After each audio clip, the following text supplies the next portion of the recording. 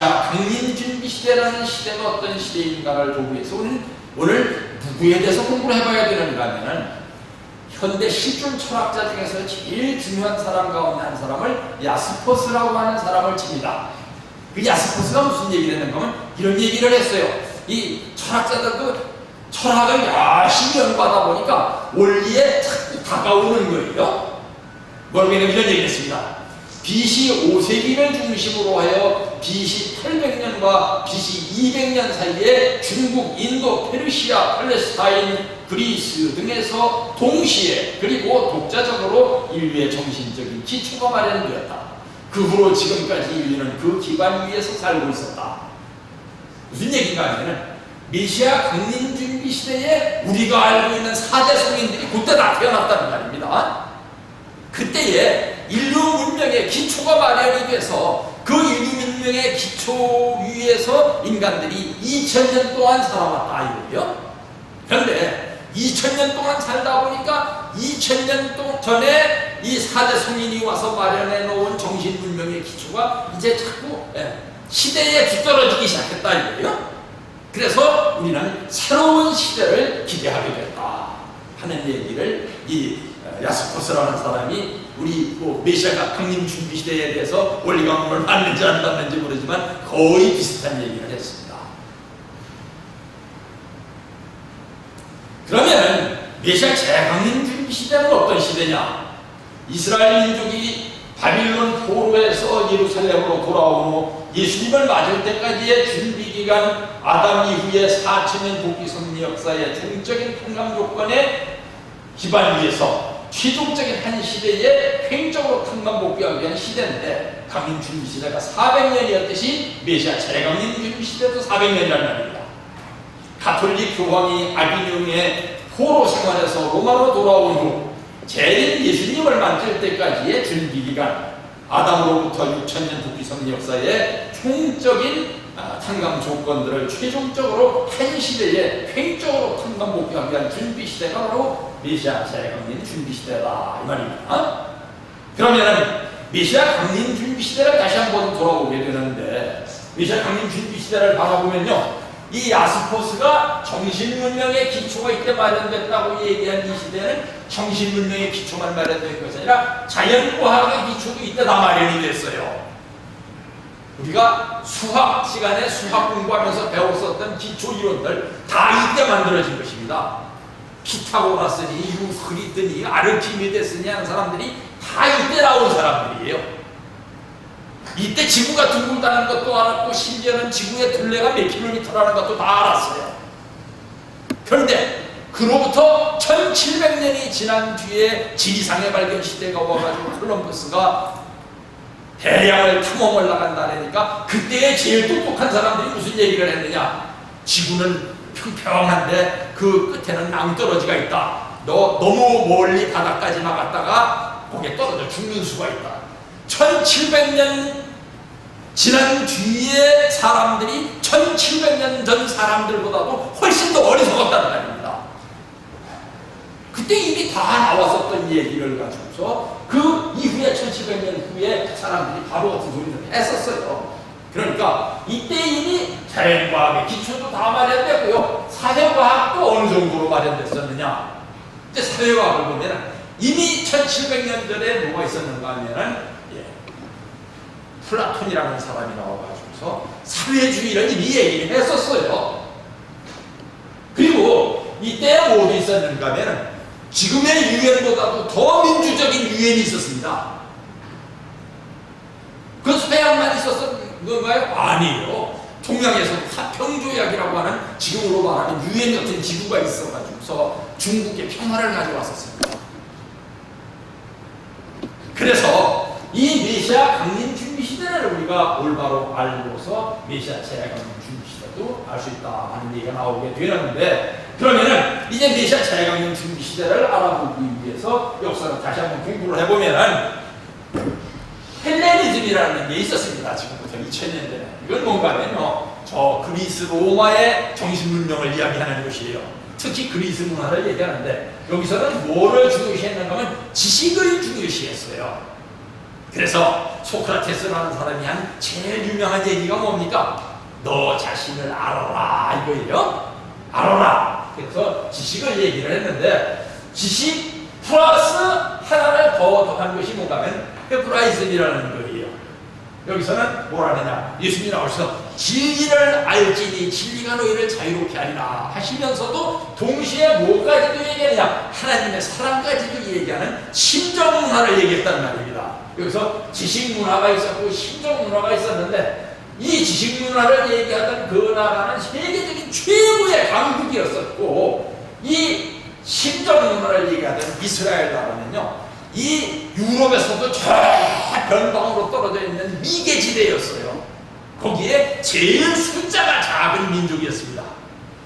전 시간에도 얘기를 했지만 하나님께서 뭐라고 그러셨느냐, 이스라엘 민족들을 독립시켜 놓으시고서 내가 너희들이 숫자가 많아서 너희들을 사랑하는 게 아니라 했단 말입니다. 이래서 아주 작은 데서부터 출발한 헤브라이즘은 점점 더 올라가게 됐고, 우세하고 강성하고 숫자도 많은 집단인 헬레니즘 집단은 자꾸 내용이 됐어요. 그래서 7세기에 와가지고서 변곡점을 맞이해가지고서 이건 영 밑으로 내려가 버리고 이건 영 올라가 버려가지고서 중세라는 시대를 맞이하게 됐는데, 이 중세라는 시대를 맞이하게 되는 중요한 시점에서 뭐가 일어나는가 하면 게르만족의 대이동이라는 사건이 일어났어요. 북쪽에서 살았었던 게르만족이라고 하는 숫자가 어마어마하게 많은 유럽의 인종들이, 유럽의 인종은 대표적으로 두 개를 들라면 게르만족하고 슬라브족이에요. 슬라브족은 그냥 북방에 머물러 있고 게르만족은 밑으로 내려와가지고 게르만족과 슬라브족의 싸움이 유럽의 전쟁입니다. 근데 중요한 것은 말이죠, 이 중세라는 시대를 통해 가지고서 뭐가 이루어졌는가 하면 정신문명이 통일됐다는 얘기예요. 게르만족이 쭉 역사를 이어오는 중에서 어떤 사건이 일어났는가 하면 아주 유명한 학자가 한 사람 나왔어요. 그 사람이 누군가 하면 알베르투스 마그누스라고 하는 사람이에요. 이 알베르투스 마그누스라고 하는 유명한 학자가 나와가지고 그 선생이 훌륭해야지 제자가 훌륭한 사람이 나오는 겁니다. 제자 똑똑한 사람 데려다 놓고 바보 만드는 학교 많아요. 그래서 이 알베르투스 마그누스가 자기 제자를 하나 키워냈는데, 이 선생 이름은 요즘에 잘 알려져 있지는 않고 제자 이름만 알려져 있습니다. 제자 이름이 토마스 아퀴나스라고 하는 사람이에요. 이 토마스 아퀴나스에 의해서 뭐가 만들어졌는가 하면 스콜라 철학이라는 것이 만들어졌습니다.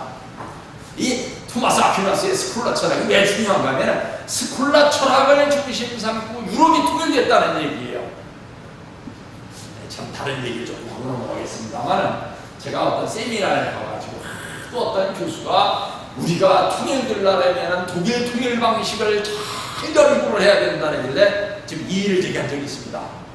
여보시오, 독일 통일하고 한국 통일하고는 질이 달라요. 했더니 뭐가 다른데요? 박성광의 쌍심지를 두고 나오길래 제가 얘기했습니다. 유럽은 말입니다, 하나의 세계예요. 이걸 먼저 하고 넘어갈게요. 예, 일본의 동경대학교에 가면 마루야마 마사오라는 유명한 교수가 있는데, 뭐 모르는 사람들은 몰라요, 이 사람에 대해서. 그런데 아는 사람들은 일본에서 이 사람을 마루야마 마사오를 뭐라고 부르는가 하면 아는 사람들끼리 얘기입니다. 철학 연구한 사람 중에서도 이런 얘기 모르는 사람들이 있더라고요. 마루야마 덴노라고 그래요, 이 마루야마 마사오를. 덴노라는 얘기가 무슨 얘기 아시죠? 그죠? 철학이라는 얘기예요. 아니, 쇼와 철학이 있는데 마루야마가 왜 덴노예요? 이 사람에 의해서 일본의 사상이 통일되었기 때문에 일본이 지금도 사상적으로 평화를 누리고 있는 거예요. 그런데 이 마루야마 마사오가 무슨 얘기를 했는가 하면 서구라파의 게르만족이 700년이라는 장관 시간 속에서 헬레니즘과 헤브라이즘을 융합시킨 결과로 토마스 아퀴나스와 같은 사상가 한 사람이 탄생되었다는 사실을 잊지 말아야 된다. 지금부터 우리가 공부하는 것은 서양 사상사인데, 이런 얘기를 왜 이 얘기를 하고 넘어가는가 하면 꼭 잘난 척하는 사람들이 있어요. 누가 무슨 얘기 하려면 해 목사님, 지금 우리는 아시아에 살고 있고 동양인인데 그 서양 사상사를 가지고서 왜 인류의 중심 사상사까지 그렇게 얘기를 합니까? 이 마리아마가 얘기하듯이 동양은 픽션이다. 야, 동양은 픽션이니까 서양은 어느 정도 통일이 되어 있는가 하는 말입니다. 1차 세계대전 당시에 독일하고 러시아가 치열하게 싸웠습니다.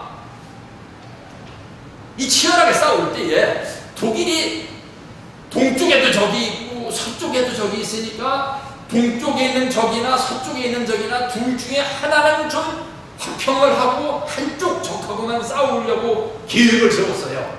그러다 보니까 어떤 계획을 세웠냐, 레닌이라고 하는 사람을 러시아에 들여보내가지고 공산주의 혁명을 일으키는 것을 도와줘서 레닌이 독일을 도와주게 만들면 동쪽 전선은 안정이 될 수 있다 이거예요. 그래서 레닌을 러시아는 어떻게 들여보내는가 하면 그렇게 전쟁을 하고 있는데도 독일하고 러시아 사이에 열차는 운행하고 있었어요. 그게 유럽입니다. 전쟁을 하고 있어도 교수들은 모여서 세미나를 했고, 전쟁을 하고 있어도 장사들은 장사를 했고, 전쟁을 하고 있어도 열차는 그냥 운행을 했어요. 우편도 그냥 이루어졌어요. 편지도 왔다 갔다 했어요. 그게 유럽입니다. 아시아같이 언어도 다르고 종교도 다르고 풍습도 달라가지고 만나기만 하면 한국하고 일본도 싸우고 어디도 싸우고 어디도 싸우고, 이게 유럽이 아니에요. 그런 의미에서 마리아마서는 뭐라 하냐면 동양은 픽션인데 서양은 어떻게 했느냐, 통일된 연속성을 계속 가진 위대한 문명이다 이거예요. 그래서 동양은 자고치 말고 하는 얘기는 괜히 잘난 척하지 말아라 이거예요. 스스로 자자 높을 고자예요. 지 혼자 잘난 척하지 말고 서양 문명을 철저히 선출할 필요가 있다. 왜? 지금 우리가 가지고 있는 정치 체제가 서양식 민주주의 체제니까 이거를 안정시키기 위해서 학자들은 끊임없이 공부를 해야 된다 이거예요. 다른 얘기입니다만 제가 어제 참 대학원에서 어려운 칼문 하나를 통과를 했습니다. 통과를 했는데 가가지고서 이제 그 논문을 발표하려니까 발표하려고 6명이 발표를 하는데 5명 다 시켜놓고 전부 애비가 저를 시켜놓고서 다른 사람한테는 그런 얘기를 안 하더니 제가 올라서 발표를 하니까 저 잠깐 목사님, 그 왜 하필이면 이 예민한 때에 그런 제목을 가지고 꼭 논문을 쓰려야 됩니까? 그러길래 제가 첫 답변을 그렇게 했습니다. 전 지금까지 살아오면서 책임을 회피해 본 적이 없습니다. 그랬더니 자리가 좀 숙연해져가지고서 논문을 무사히 발표할 수 있었습니다. 자, 이 토마스 아퀴나스나 여기 마리아마 마사오나 이런 사람들이 왜 훌륭하다고 저는 생각하는가 하면 그 시대를 맞이했을 때 그 시대의 최고 지식인의 책임이 있는 것입니다. 그 지식인들이 모여서 책임을 회피하지 말고 그걸 시대를 자기 책임으로 받아들이고 그 고통을 같이 할 때에 세상에 평화가 오게 되는 것인데, 하필이면 왜 이때 이런 일을 갖다가 나 그런 거 싫어, 난 좀 편하게 살래, 그렇게 하는 자에게 화가 있을지어다라고 마태복음 23장에서 얘기를 하고 있습니다. 책임을 회피하는 자에게 화가 있을지어다 이런 얘기가 있습니다. 옛날에 아담에도 그랬어요. 하나님께서 따먹지 말아라 그랬더니 아이고 왜 나한테만, 그때도 사람 비슷한 사람들은 많았습니다.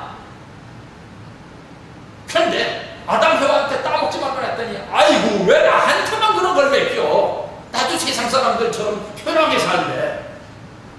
그래서 책임을 회피하게 된 것이 오늘날까지 인류 죄악사가 이어지게 한 시가 된 것입니다.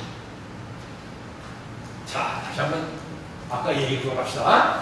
그래서 이때 토마스 아퀴나스에 의해서 사상 통일이 이루어졌기 때문에 유럽이 지금도 전쟁이 일어나도 계속 열차가 왔다 갔다 하고 시비하는 말입니다. 여러분들 혹시 서양 전쟁 영화 2차 세계대전 영화 볼 것 같으면 포로 수용소에 갇혀있는 포로들이, 연합군 포로들이 무슨 얘기가 나오는가 하면 너 어제 저 집에서 소포 받았지? 하는 얘기가 나옵니다. 본 적 있습니까?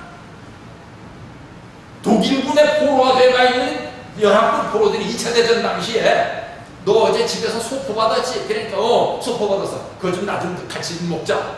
그러니까 이거 곤란한데 그러더니 나눠주는 얘기가 나와요. 2차 세계대전 당시에 독일하고 연합국이 그렇게 싸웠어도 교수들은 모여서 세미나를 했고 종교인들은 모여가지고 같이 예배를 받고 편지도 왕래를 했고 소포도 왔다 갔다 했고 열차도 왔다 갔다 했어요.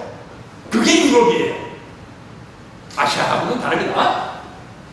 자, 하여튼 이때 토마스 아퀴나스에 의해 가지고서 스콜라 철학이 나왔는데 스콜라 철학이 말기에 가서 깨지게 돼요. 네, 이 토마스 아퀴나스 이후에 계속 훌륭한 학자들이 나왔어야 되는데 계속 훌륭한 학자들이 안 나오다 보니까 그 제자들에 가지고 두 개 다 분리가 됩니다. 그 두 가지 다 분리가 되면서 옛 그리스 로마가 되돌아가야 된다는 주장하는 사람들은 르네상스라고 하는 것을 일으켰고, 옛 종교의 자유를 다시 되찾고 싶다 하는 사람들은 종교 개혁을 해가지고 그 종교 개혁의 뿌리에서 자본주의가 나왔고 그 르네상스의 뿌리에서 사회주의가 나오는 것입니다. 이 얘기를 조금 더 자세하게 봅시다. 그래서 메시아 재강림 준비 시대의 시대 구분을 어떻게 하는가 하면은 종교 개혁기와 종교 사상의 투쟁기, 정치 경제 사상의 성숙기 이렇게 나누는데, 이게 무슨 말씀인가 하면 종교 개혁기는 제1 축복을 복귀하는 기간이고 종교 사상의 투쟁기는 제2 축복을 복귀하는 기간이고 정치 경제 사상의 성숙기는 뭐를? 제3 축복을 복귀하는 기간이다 이 말입니다. 그래서 이 축복 복귀, 3축복 복귀를 해가면서 계속 과학도 발전하고 사상도 발전해 나오는데, 그 말기에 가가지고선 뭐로 결말이 지어지는가 하면 전쟁으로 결말이 이어집니다. 그래서 제2차 세계대전은 뭐한 전쟁이냐? 제3축복을 복귀하는 전쟁이에요. 이게 왜 제3축복 복귀하는 전쟁입니까? 제3축복 복귀하는 전쟁이라는 것은 그 당시에는 어떤 시대인가 하면 제국주의 시대예요. 강국들이 서로 식민지를 많이 차지하려고 땅 뺏기 싸움을 하던 시대입니다. 땅 뺏기 싸움을 하다 보니까 내 땅이다 내 땅이다 보니까 아니야 내 땅이야 아니야 내 땅이야 넌 들어오지만 내 혼자 가지고 있을래 싸우다 보니까 땅 때문에 싸움이 일어났었던 것이 제2차 세계대전이에요. 그 다음에 제2차 세계대전은 뭐 때문에 일어나냐? 사람 뺏기 싸움 안 하느라고 전쟁이 일어납니다. 그래서 제2차 대전이 일어나면서 뭐 때문에 덕게 되는가 하면 제2차 세계대전이 끝날 때쯤 돼서 사람들이 깨달았어요. 지금까지는 러시아라는 나라가 저 변방에 있는 미개 국가였고 별거 아닌 나라였었는데 하다가 보니까 제2차 세계대전이 끝날 때쯤에 아이고 어마어마한 나라가 있었구나 하고 느끼게 돼요. 그게 어떤 나라예요? 소련이에요. 그래서 제2차 세계대전이 끝날 때쯤에 얄타 회담이라는 것이 이루어지고서 제2 축복복귀 현상이 종말을 구하게 되고, 제3차 대전은 뭐 때문에 일어나냐? 사상 뺏기 싸움입니다. 사람의 생각. 그러니까 제2 축복복귀를 하기 위한 싸움입니다.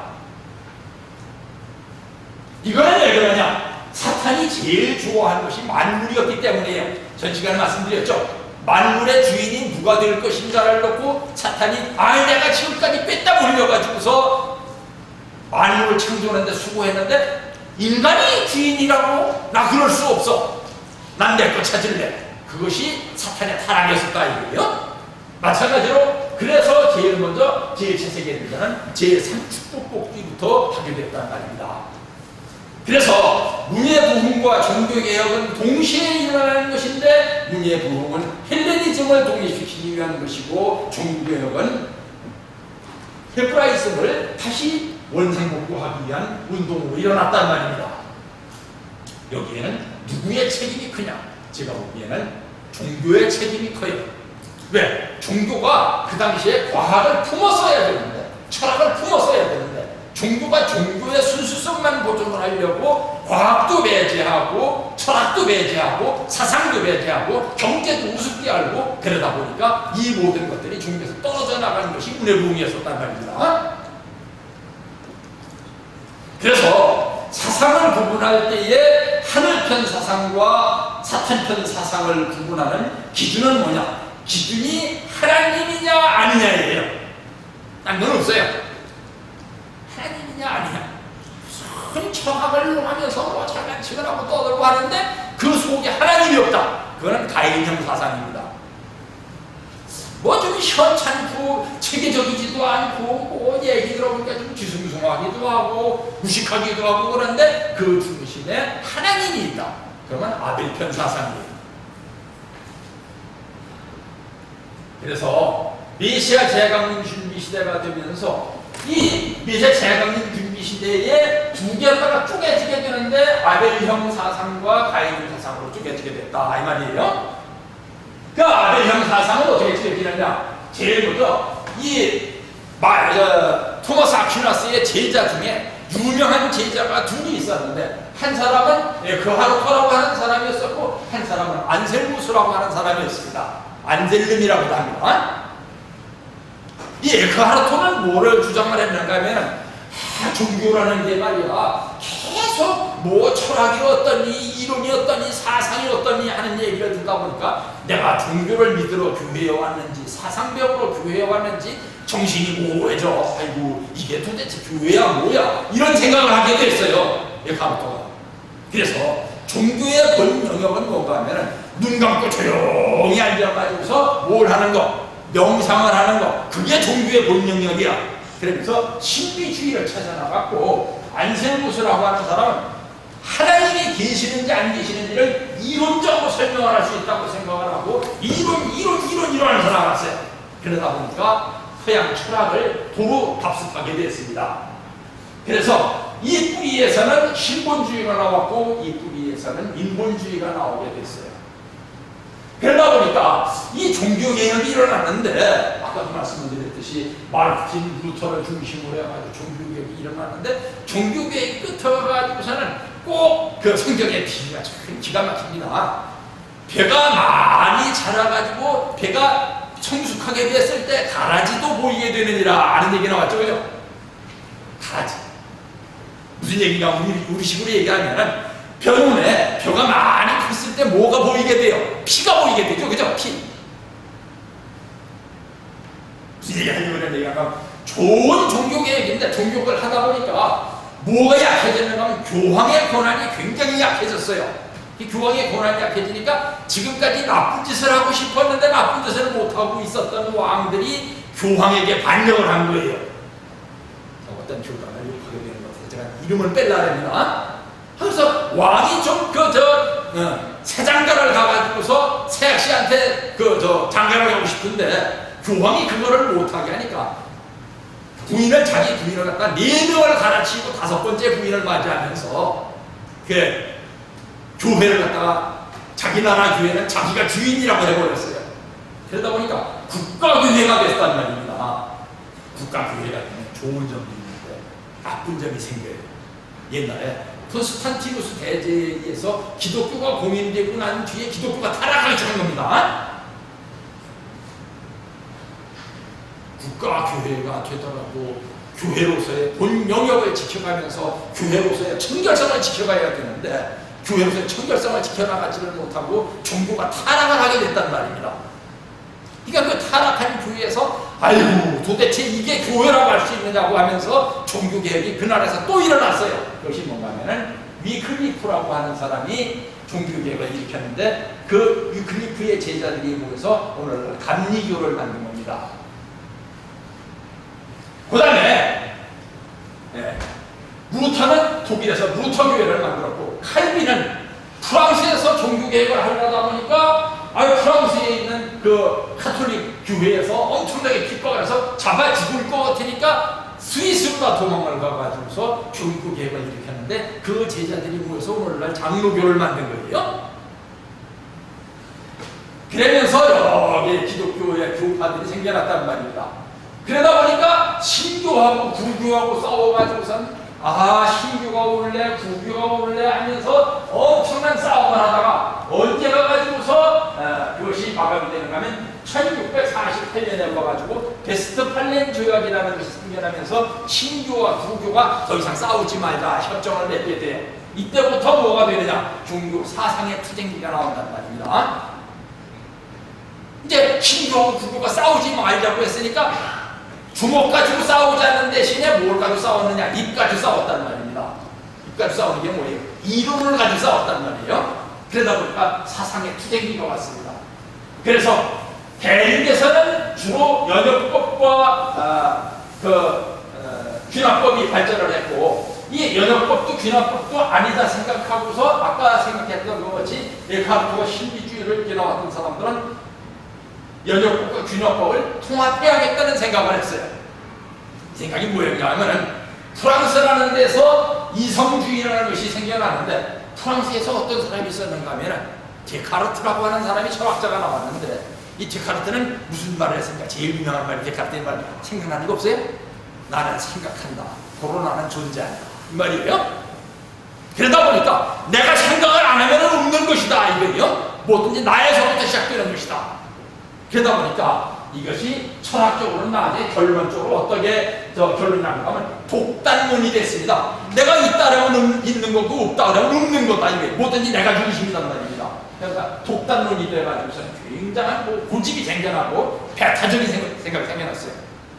영국에서는 반대로 귀납법이라는 게 생겨났는데 아무것도 없다. 사람은 세상에 태어날 적에 무슨 뭐 원주가 있느니 뭐 이런 거 아무것도 없는 거다. 지가 태어나서 지가 하나랍니다. 뭐 조상이니 뭐 이런 거 아무것도 없는 거다. 자기가 하나랍니다. 말은 어떻게 생각하면 좋은 말인데, 그러다 보니까 뭐냐, 회의론이 나왔어요.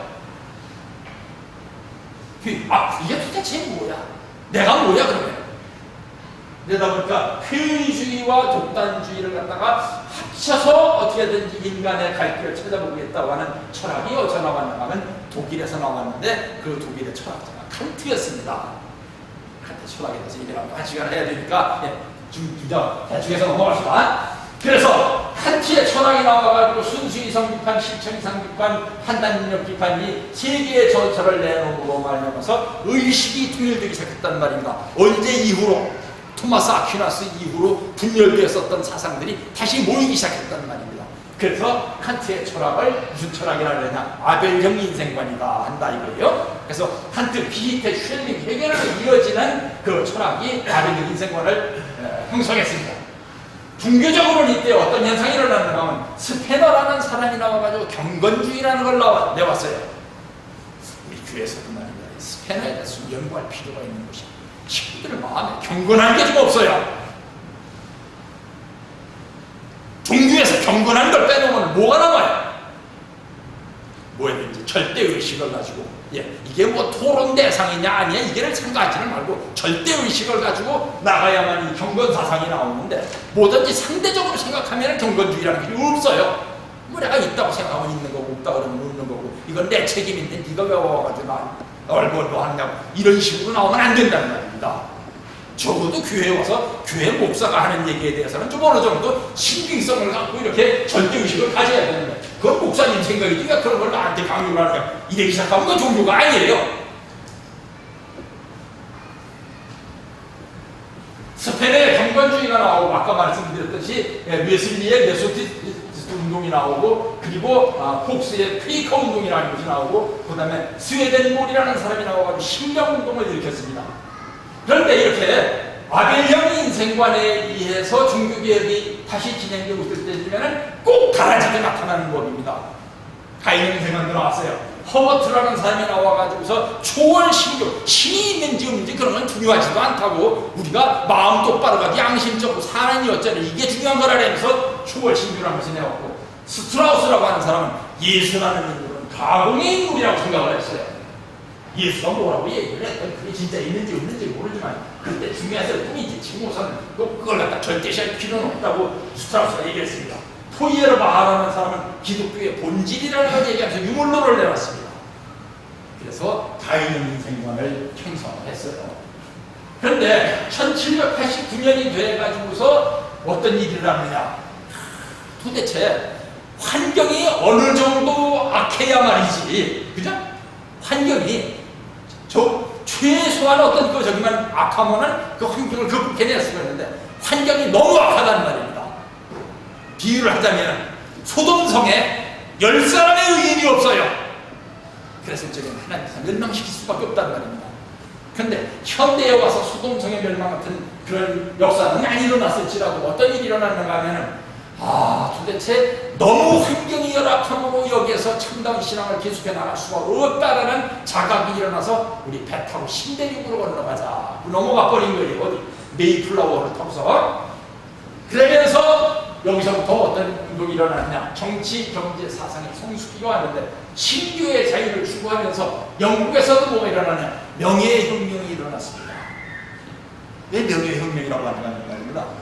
지금까지 기존의 지배 세력들을 죽이지를 않고 기존의 지배 세력들하고 같이 살자는 사상이 나오는 거예요.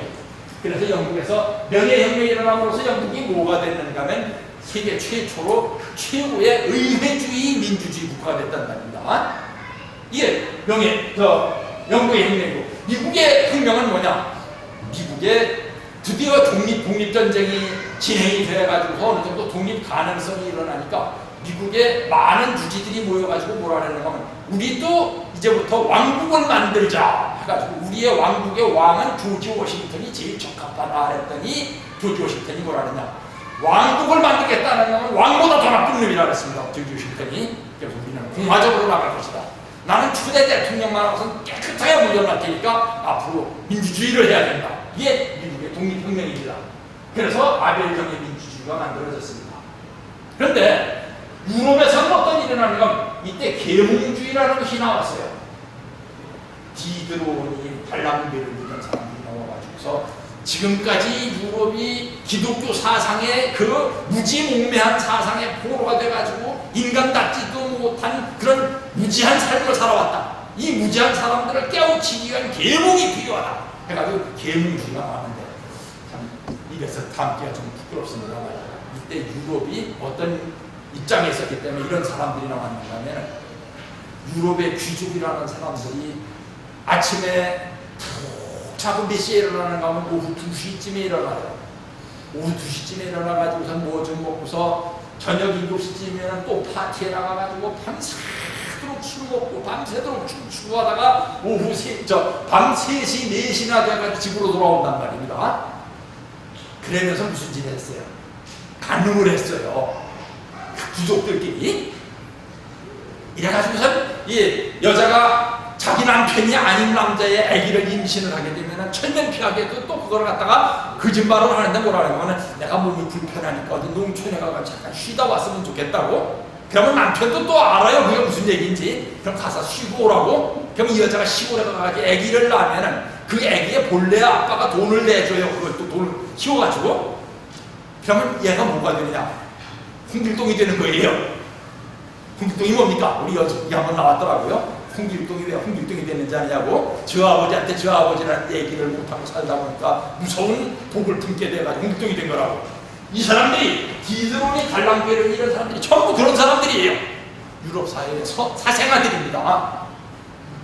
이 사람들이 그 당시에 귀족이 될 길은 두 가지밖에 없었어요. 그런가 하면 법복 귀족이라는 것이 있었고 대검 귀족이라는 것이 있었는데, 대검 귀족은 전쟁터에 나가서 공로를 세워가지고 귀족이 되는 일이고, 법복 귀족은 공부를 열심히 해가지고 법관이 되는 거예요. 변호사가 되는 거예요. 이 변호사가 된 사람들이 세상에 대해서 불만을 엄청 품게 됐습니다. 왜? 나는 머리가 좋은데 왜 우리 아버지를 우리 아버지라고 못 부르고 누구의 사생아라는 말을 들으면서 우리 아버지 집에서 살지를 못하고 바깥에서 교육을 받아야 되느냐? 그러다 보니까 이 사람들이 공산주의의 뿌리가 되는 거예요. 이 세상 뒤집어 엎어야 된다고. 그리고 프랑스 혁명이라는 것이 또 일어나죠. 그죠? 경사상에 의해서. 프랑스 혁명은 왜 일어났는가 하는 말입니다. 지금까지 역사를 주도하던 사람들은 왕과 귀족과 승려가 중심이 돼가지고 역사를 주도해 나왔는데, 이 왕과 귀족과 승려 말고 제3신분이라는 것이 생겨나기 시작했어요. 그 제3신분이 누굽니까? 부르주아예요. 돈 많이 벌어가지고서 출세한 사람들, 법복 귀족도 아니고 대검 귀족도 아니고 돈 많이 번 사람들이 자기가 거느리고 있는 자기 그 직공들, 이런 사람들한테 자꾸 쑤시거려가지고서 반란 일으키자 해가지고서 그 사람들이 같이 반란을 일으켜서 이 혁명을, 프랑스 혁명을 부르주아 혁명이라고 해요. 그러면 여기서부터 공산주의가 생긴 것입니다. 그래서 하인형 민주주의, 공산주의가 생겼고 아벨형 민주주의, 자본주의가 생겼는데, 여기에서 변증법적 물론이 나오게 되어가지고서 가인 민주주의를 뿌리박히게 한다 이겁니다. 그래서 도표를 그리면 이렇게 돼요. 토마스 아퀴나스를 중심으로 해서 종교개혁이 일어나서 이렇게 바벨론 민주주의가 생겼고, 또 르네상스가 일어나서 가인형 민주주의가 생겼는데, 여기서 거듭나가지고 지식은 지혜로 거듭나야 되고 심정은 사랑으로 거듭나야 이 사랑과 지혜가 만나가지고서 하나님주의 참부모주의가 된단 말입니다. 그냥 되는 것이 아니에요. 메시아 재앙민주주의 시대로 아까 제목을 달고 나서 뭐라고 부제를 달았습니까? 사상통일에는 어떻게 이루어지느냐 이거예요. 사실 저도 그 논문을 발표해서 그런 얘기를 했습니다. 이 어렵고 흉흉한 시대일수록 지식인들이 책임을 지고 피가 나도록 사상투쟁을 해야 인민들 사이에서는 평화가 오는 건데, 지식인이 자기의 책임을 져버리고 아이고 그 귀찮은 짐을 내가 왜 지느냐고 나 그 십자가 지기 싫어 하고 지식인이 자기 책임을 포기하게 될 때에 자꾸 사회에는 투쟁과 갈등이 일어나게 돼 있단 말입니다. 그래서 오늘 우리는 너무 시간이 많이 갔습니다. 이제 우리는 여기 과학이니 뭐 사상이니 이런 거는 그냥 띄워놓겠습니다. 최초의 복음은 어떻게 됐다고요? 내가 너로 여자와 원수가 되게 하고 너의 후손도 여자의 후손과 원수가 되게 하리니 여자의 후손은 네 머리를 상하게 할 것이요 너는 그의 발꿈치를 상하게 할 것이니라 하시고, 천년이 참에 사단이 그 옥에서 놓여나와서 땅의 사방 백성 곧 곡과 마곡을 미혹하고 모아 싸움을 붙이니 그 수가 바닷물에 갔습니다. 마지막 날에 큰 사상 싸움이 일어난다 이거예요. 그 사상 싸움을 해결을 해야 평화가 오는 것이지, 그냥 책임을 포기를 하고 눈 감고 아웅하고 아유 우리는 사랑하자 이런다고 평화가 오는 것이 아니라 이거예요. 마음이 청결한 자는 복이 있나니 저희가 하나님을 볼 것이며 화평케 하는 자는 복이 있나니 저희가 하나님의 아들이라 일컬음을 받을 것입니다 하는 말씀들을 마음에 새기면서 우리가 지금 살고 있는 시대가 바로 메시아 재앙의 준비 시대입니다. 이 재앙의 준비 시대에 책임을 포기하지 말고 책임을 유기하지 말고 책임을 지기 위해서 앞장서는 여러분들이 되어야 되겠다는 말씀을 마지막으로 드리면서 강의 마치겠습니다. 기도하겠습니다. 하늘 보는 천진천군 감사드립니다. 오늘은 어려운 내용을 가지고 원리를 정했습니다. 이 내용을 머리는 깨닫지 못한다 할지라도 가슴으로 깨달을 수 있도록 인도하여 주셔서 아벨의 인생관을 가지고 살아가는 진주교의 식구들이 모두 될 수 있도록 인도하여 주옵소서. 이 모든 말씀을 축복 주신 것은 예수님의 이름으로 고백하옵나이다.